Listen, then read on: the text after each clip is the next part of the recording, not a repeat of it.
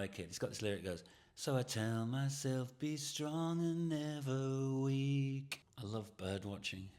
What's up, guys? I'm just here at Brixton Academy about to interview Nick Hodgson from the band Everyone Says Hi. Massive shout out to this season's sponsors of the interview sessions, the 2 Nils. Absolutely impeccable printing service from these two guys. Brilliant. Funnily enough, both called Neil. Go give them a check out. If you're a content creator and you're looking to up your merch game, if you're looking for vinyl graphics to take your business to the next level, these are the guys to help you out. Hit them up, the tag below. Hit them up and get everything you need for your printing service now. Now let's get to the interview. Guys, I'm here with Nick Hodgson of the band Everyone Says Hi. How you doing, Nick? Yeah, I'm good, yeah. How are you? Yeah, really good, really good. Now, Everyone Says Hi. Tell me a little bit about the band. Okay. Well, we've all been in bands before. Pete was in the Kooks, I was in the Kaiser Chiefs. Ben was in Dead 60s, and Glenn is in Howling Bells. And basically, I made a solo album in 2017, and I wanted to do another one in 2023, maybe. Yeah. So I got everyone in, asked Pete along, because he was my friend, who I'd known since we were teenagers, really, in Leeds. But I didn't really see him that much. But I started seeing him in the gym. Okay. Quite a lot. And it sparked an idea. And strangely, we call it the Indie Gym, and it's where Grant from Feeder goes as well. Oh, really? Okay, so yeah. That's the tie-in with the... I think it might be. I think the gym might be the thing. Anyway, so we got... So what you're saying is the gym is the new golf course? Oh, yeah. So we all got together to do this record that I'd written from solo stuff, and then it just became pretty clear after we'd recorded and rehearsed and stuff that it was a band, because we didn't have a record deal or anything. So we just started to, I think then it was just like, well, let's make it a band. And now it's a band. So it started off kind of like a bit of a passion project. Yeah. No, I never do passion projects because I don't really know what that is. I'm always like, whenever I start anything, I always think this is going to be massive. That's a really good way to think. I mean, that's the reason I started out on this journey doing what I do. It helps to have that belief. Yeah, it can get in the way. So, with that said, what is the core story behind Everyone Says Hi? Because where did the name come from? And the name came from a list of bands that. I've been keeping a list of band names probably 10 years or something. Just in case. Yeah. Well, people say to me either they've got a new band or someone they know or the kid or whatever has got a new band, and I'll go, oh well, have you thought of? Rock out the list. I could do. It's not very good, actually. Anyway, Everyone Say Hi I'd written, and it was one of my band names, and I went to Spotify to see if there was a band called that, because usually there is something called that. Anyway, that's when I realised that there was a Bowie song called Everyone Says Hi. So I changed it to match the Bowie song. Love that. Absolutely love that. When writing new music, do you picture how it sounds in front of a live crowd or more how it sounds on the old school vinyl or CD? Yeah, it's a bit of both really, but what's happened now with this, because we're doing a second album now, first album was definitely vinyl, very inspired by, I actually wanted to make an album that I could put on at night when all the jobs are done, and stick on and have and just enjoy that as a mood. Because I do that, and I would listen to Neil Young and Paul Simon or something. I suppose in your line of work, it's full on, isn't it? And you need that time to just sit back, relax, decompress. Mainly meal times are hard because I've got a child. Yeah. And also just trying to figure out what you're going to have for dinner is probably harder than anything I've ever done.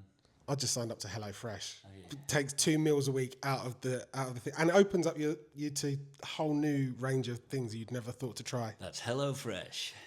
Use the code Scully Dad. Just that might be edited out anyway. We don't want any free promo. Send us a box. Just saying. So, which song from the new set feels the most you? The one you'd hand someone as your sort of musical calling card. Well, I think the last song on the set is Brain Freeze, and it kind of covers quite a bit of a range of So it's quite sort of slinky, and then it becomes really rocky at the end. Okay. And then at the very end, when we play live, at the very end, if it's going well, then we'll do a freak out as well. So I'd say all those elements would be a good calling card. Love that. Love that. Are you how do you describe your performance? Are you sort of like you feed off of the crowd, or you like that you want to do something in particular? You know, you're not a stage diver, obviously, but is there a particular style that you go with, or is it just feeding? There's two elements to it. One is I had some singing lessons a long time ago, I think with Ricky from the Kaiser Chiefs as well.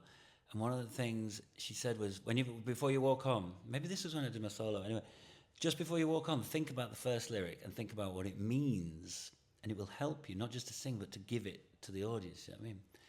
And I actually listened to that like during the set. I'm sometimes think about the words, and I don't know if it comes across because no one's ever said, "Hey Nick, that really comes across," but it feels good.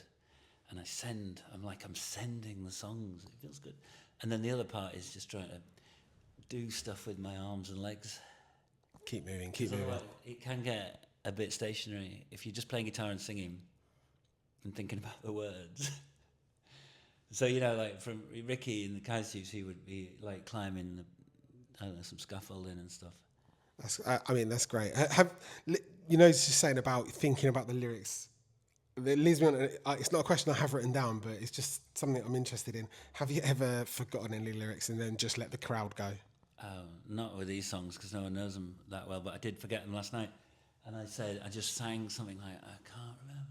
He's like, I just could only sing, I can't remember the words to the tune of the... I love that. That's the beauty of live music. It's the beauty of... There's something different and special about seeing music live. And then when the people, you can't help but sort of laugh and be a bit embarrassed. And I think that's good. That's what people pay to see. Absolutely.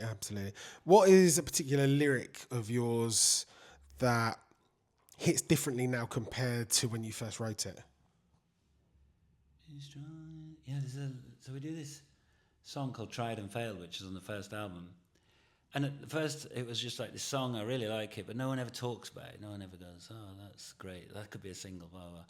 But I really like it. It's got this lyric that goes, so I tell myself, be strong and never weak. So I tell myself, be strong and never weak. And when I was singing it, like last night, whatever, I really think about that. And I think it does hit different. Yeah, I like that, and it resonates. I imagine it resonates with the crowd as well. I hope so. Because if it's hitting you, yeah, and people feed off that energy, I think, and it's a really good lyric, to be fair. Thanks. So, collaboration can be magic, but also very messy. What process for keeping creativity flowing without the chaos? So, what's your process for just keeping that flowing, that whole process? Do you mean with other people? Yeah, so you're as a group, you've all been in different bands, so it is kind of like a collaboration project, isn't it? I think the big difference is that when I was like 19 and 20 and 21, your band is everything. Yeah. Therefore, we'd be if we weren't in rehearsal every day, it would be, just talking about it in the pub every day or going. Kind of like your family, right? So, yeah. So it's that.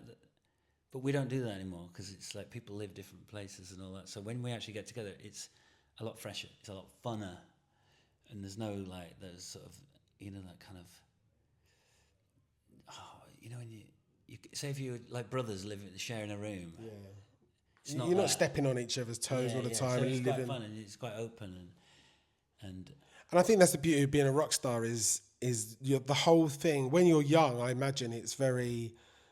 The band is everything. The road life is everything, because that's the exciting part of it. But as you get older, you get family, you get children, you get things like that, and your whole attitude changes towards it.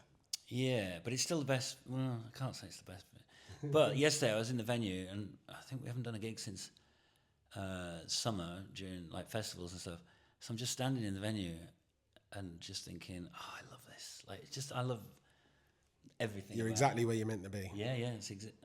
Off stage, what is a ritual or a guilty pleasure that helps you recharge recharge your creative batteries? Oh yeah, I saw this question. It is ice skating at the moment.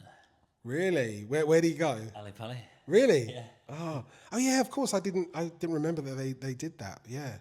I got to Ali Pali, or the one in Leeds as well. You any good? I'm pretty good. I used to be good when I was a kid, and then it's like not figure skating. It's like hockey skating. But then my daughter goes now, and she's into it as well. I love that. I used to be a great skater. Did you? Better at roller skating, believe it or not. But some people say it's harder to roller skate than ice skate, but I don't see how. I've never done rollerblades, so I don't. I've done roller skates. Yeah, I do roller skates, not rollerblades. Yeah. If you could time travel and play one Everyone Says Hi song track for your teenage self, which one would it be and why? That's a good question. Teenage self. It would have to be something that's like not. Oh man, what would it be? It would have to be something that wasn't too head music. It would have to be more body music. I would go Brain Freeze again, actually, just because how I described it before. It's got the slinky. It's also got the heavy, and I think I would have enjoyed the heavy. Music aside, what is something about you that fans would be surprised to learn? I love bird watching. Ornithology. Well, is that what it's called? It is. It is. I can't say I love bird watching, as in I go every weekend to a new hide. Although I have done that, but I just outside my studio. It's got a window into the garden with all the bird feeds, and I get so excited if I see a fresh visitor to my bird table. One to check off the checklist, yeah. But there's something majestic about birds, I find. I saw a sparrowhawk in the bird bath the other day, and I dropped everything. Wow. It's pretty exciting. I live out in the rural sticks of Hertfordshire, so we get a lot of red kites. Yeah. But it's more a recent thing. Before it wasn't so much. I don't remember seeing them until about 5 years ago. They were reintroduced, and I remember first seeing them 20 years ago. Just north of Leeds. All these cyclists had stopped, and we stopped, and we're like, "What's going on?" It was like the red kites have just been reintroduced. So I don't know if it started there and moved south, but there you go. Yeah, so guys, if you need any bird knowledge, take a picture, send it to Nick, and I'm sure he'll be able to help you out with the name of it. So let's move on to the album. Tell me more about the album. The album is called... So the first album's called Everyone Says Hi. That is just the name of the band. Came out in January 2025. And what can I tell you? I haven't listened to it for a while. Do you know what I like to think of it as? Now, this might sound to viewers a bit mad, but I consider that to be Nirvana's Bleach, and the next one to be Nirvana's Nevermind. Oh, interesting. That's an interesting take on it. It's a setup for the real deal. Ease them in gently, Yeah. and then they'll be around forever. Okay. Lastly, if we meet again a year from now, what do you hope has happened for the band? Okay, so let's think. A year from now, I'd just love to play venues like this. This is Brixton Academy, and I'd love to play this, or any of those big venues where it's like 2,000 plus. Ali Pali, Brixton Academy. Yeah, any of those. I would love to be able to do headline gigs like that. Okay, we're going to check back in a year and we're going to see just where you are. Nick, it's been absolutely fantastic talking to you. Really appreciate your time, and rock it out tonight. Show those fans exactly what you're here for.